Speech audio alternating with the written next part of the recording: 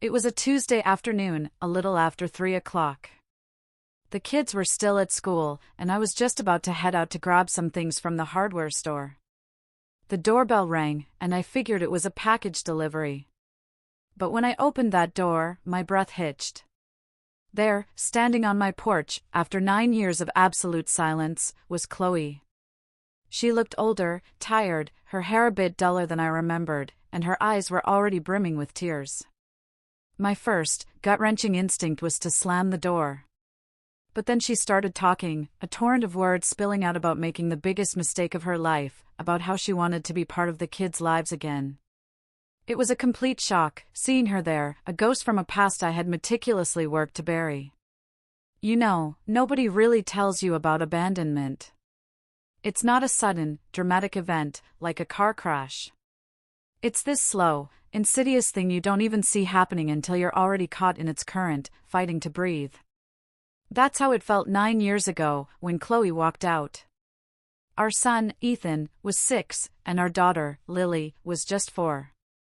And it wasn't because of some big fight, or infidelity, or anything you'd expect. She said it was because her friends from yoga had convinced her she was wasting her youth, tied down by responsibilities. I know it sounds bitter when I say it like that, but those were her exact words that night. We had a normal life, or what I thought was normal. Both of us tired, stressed, but trying. I was an automotive technician, working long hours.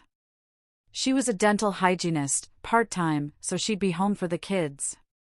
We weren't rich, but we were stable. Family dinners, park visits on weekends. Sure, we argued about money or whose turn it was for bath time, but I thought that was just parenthood. Things started to change a year before she left. Chloe joined a yoga studio downtown and met Maya, who became her instant best friend. Maya was one of those free spirits, always talking about authentic living and finding her true self. She'd spent 2 years doing the whole van life thing, posting endless sunset pictures with captions about breaking chains. I was happy for Chloe at first, encouraged her to go to retreats, meditation workshops. I thought she needed something for herself. But then the retreats became girls' trips to the mountains, the workshops became excuses to stay out until midnight on weeknights. Chloe was suddenly spending more time scrolling through Maya's Instagram than talking to her own children. I started seeing a tension in her, especially when Ethan asked for homework help or Lily wanted a bedtime story. Like their needs were an unbearable burden. I tried to talk to her, maybe 3 or 4 times. Asked if she was okay, if we needed more date nights. She'd just say I wouldn't understand because I hadn't given up my body and dreams for kids. That stung. We'd planned this life together. At least, I thought we had. The final breaking point was a family beach vacation in July. We rented a little cottage. The first 2 days were beautiful. Kites, shells, Lily giggling hysterically when a wave knocked her over. But on the 3rd night, after the kids were asleep, Chloe sat me down on the porch. She said she felt like she was disappearing, playing a role, screaming inside. Maya, she said, had helped her realize she didn't have to live like this. I asked what she meant. She looked at me with these empty eyes and said, "I'm leaving, David. I can't be their mother right now. I need to find out who I am without all of this." My hands started shaking. This wasn't about therapy or a break. This was about abandoning our children. I pleaded with her, tried to make her see what this would do to Ethan and Lily. How they'd blame themselves. But she just kept saying they'd understand when they were older, that she'd come back, that it was temporary. The next morning, she tried to explain it to them gently. Ethan, tears already streaming, asked, "Did I do something wrong?" Lily just wrapped her tiny arms around Chloe's leg, sobbing, begging her not to leave. Chloe cried too, but she still packed her bags. I held Lily, who was shaking so hard. Ethan locked himself in the bathroom for hours. Chloe promised calls, visits, said she loved them. But I could see in her eyes she was already gone. She drove off towards Florida, where Maya had moved, and I was left in that beach cottage parking lot with two traumatized kids, asking when Mommy was coming back. The first few weeks were hell. Lily stopped eating. Ethan had nightmares, waking up screaming. I had no idea what to tell them. Chloe did call a few times, late at night, clearly intoxicated, rambling about feeling free, making promises about birthdays or Christmas she never kept. These calls tore the kids apart. After 6 months, I changed our number. I told them Mommy was on her journey, and we needed to give her space. I didn't block her email for emergencies, but her emails were sporadic, always about her, never truly asking about the kids. I filed for divorce 8 months after she left, citing abandonment. She never responded to the papers, never showed up in court. That's when I truly became a single father. Legally divorced, completely alone, with 2 heartbroken children. 3 years later, I met Rachel at a parent-teacher conference for Lily's 2nd grade class. It wasn't some romantic movie moment. I was 20 minutes late, covered in grease from a brake job, and she was Lily's teacher. Emma had been withdrawing, especially during anything involving mothers, like a Mother's Day card project. I sat there feeling like a failure, and Rachel, in this calm, steady voice, explained that Lily was struggling. She didn't judge. She just asked how she could help. That conversation led to check-ins, then Rachel tutoring Lily in reading. Slowly, I started looking forward to those brief talks. Rachel never pushed for more than friendship. She never tried to replace Chloe. She was just present, in a quiet, unwavering way my life had been missing. We started dating 6 months later, kept it low-key. Another 4 months before we told the kids. I needed to be sure. The first time Rachel came for dinner, Ethan was 9, suspicious of every woman. He barely spoke, watching her like she might vanish. Lily, 7, was cautiously excited, then pulled back, remembering. Rachel handled it perfectly. No grand gestures, just consistency. She showed up at Ethan's basketball games, helped Lily with her science fair, learned to make their favorite mac and cheese. Slowly, they started to trust her. Chloe, meanwhile, completely vanished. No emails for 2 years, no child support. My lawyer said we had grounds for termination of parental rights, but I hesitated until Rachel and I started talking about marriage. We got engaged when Ethan was 11, Lily 9. I sat them down and explained Rachel wanted to adopt them. Ethan's response was immediate, she's already more of a mom than Chloe ever was. Lily just climbed into Rachel's lap and stayed there for an hour.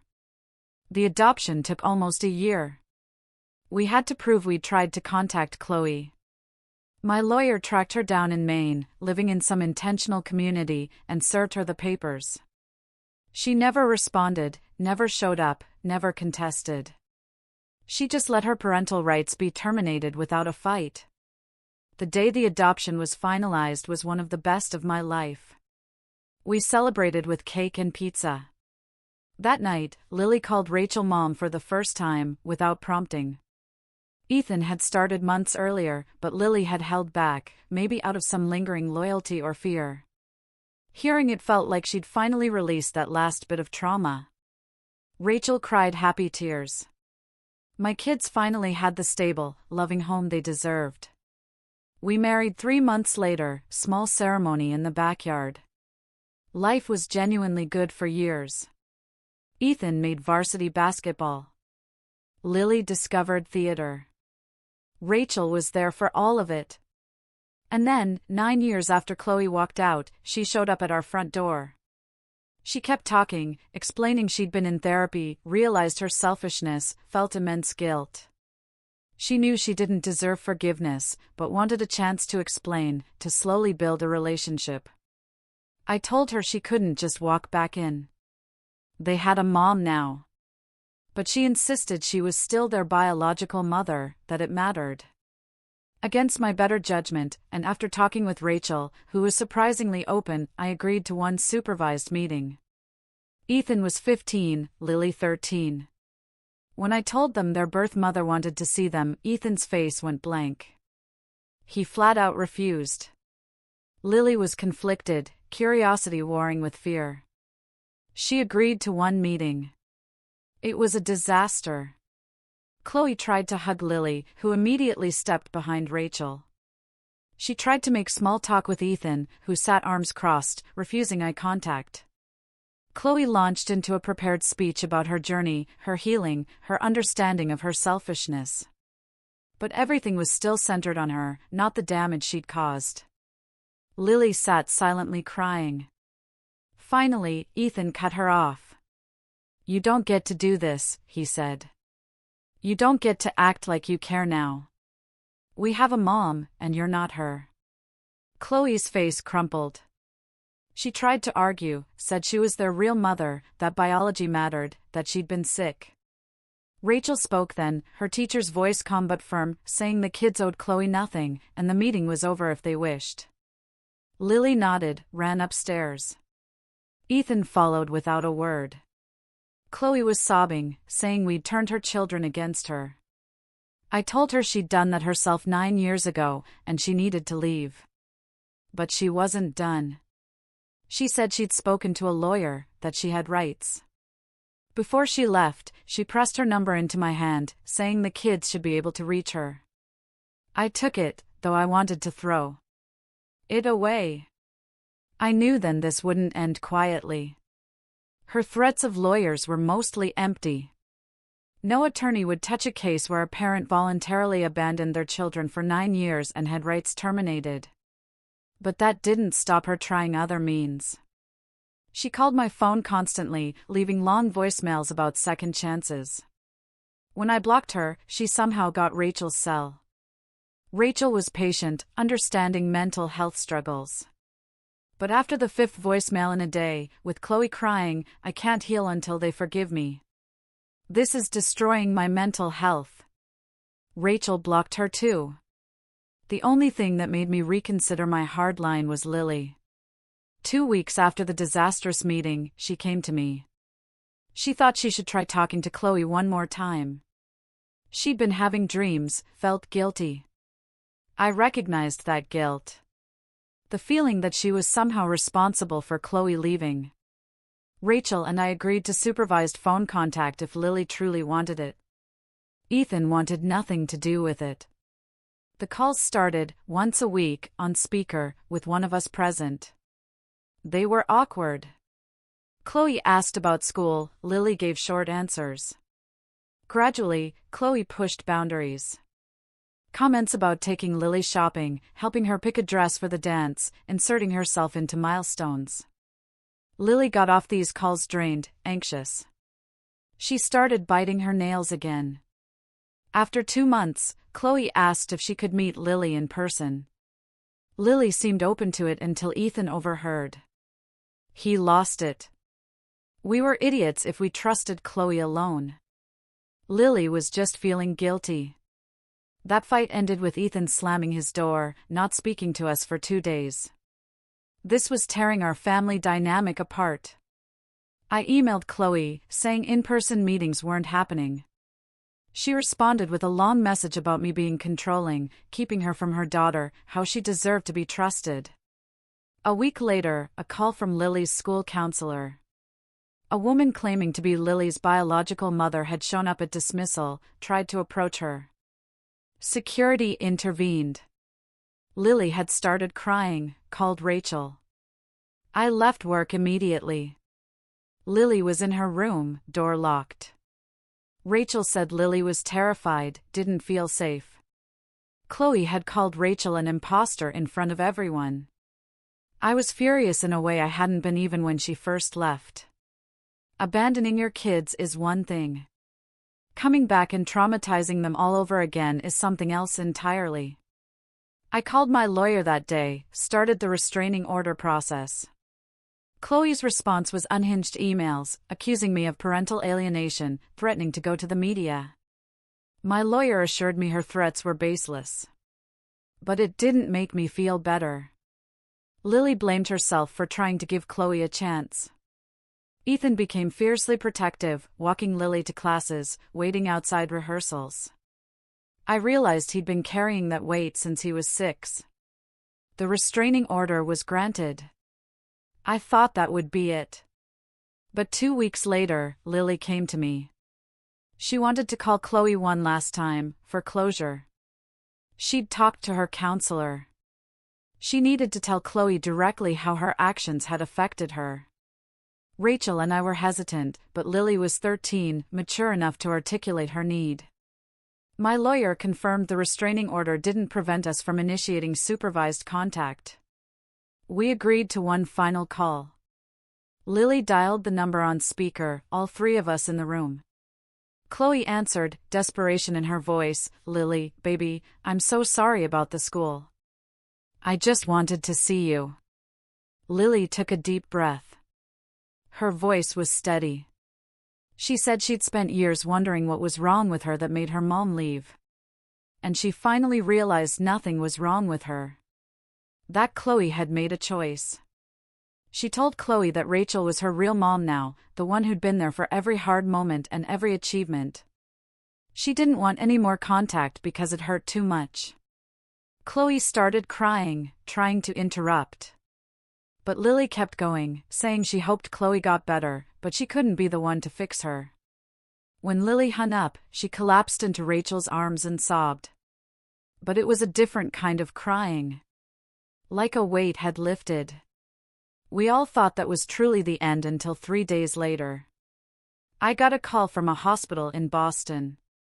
Chloe had been admitted after an incident where she tried to end it all, and had listed me as her emergency contact. A wave of guilt, anger, and exhaustion washed over me. Even now, Chloe was making her pain everyone else's problem. I didn't go to the hospital. I didn't take her calls. I reached out to Chloe's sister, who I'd kept in touch with. She hadn't spoken to Chloe in years either, but agreed to go be with her, to coordinate care. My therapist, who I'd started seeing 2 months after Chloe reappeared, told me I couldn't save Chloe, and protecting my children had to come first. Logically, I knew it was true. But emotionally, I still felt like I'd failed somehow. The last update was from Chloe's sister. Chloe had been moved to a psychiatric facility for intensive treatment. Her sister would make sure Chloe got the help she needed without involving us anymore. Ethan and Lily both know what happened.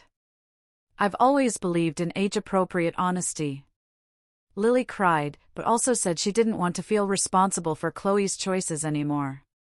It's been 4 months. Our life has slowly returned to normal. Lily is happy, just cast in another show. Ethan is looking at colleges with basketball programs. Sometimes I wonder if I handled everything wrong, if there was some way I could have helped Chloe reconnect without it turning into such chaos. But then I watch Rachel helping Lily run lines for her play, or cheering at Ethan's games. And I know I made the right choice. My kids are happy, healthy, and they have a mother who chose them every single day. And at the end of the day, that's what matters. I don't know if you can ever truly escape the consequences of your choices, but I do know my children shouldn't have to pay for Chloe's mistakes twice, and they won't. Not as long as I'm here to protect them. How do you find peace after a past that keeps trying to pull you back into its storm?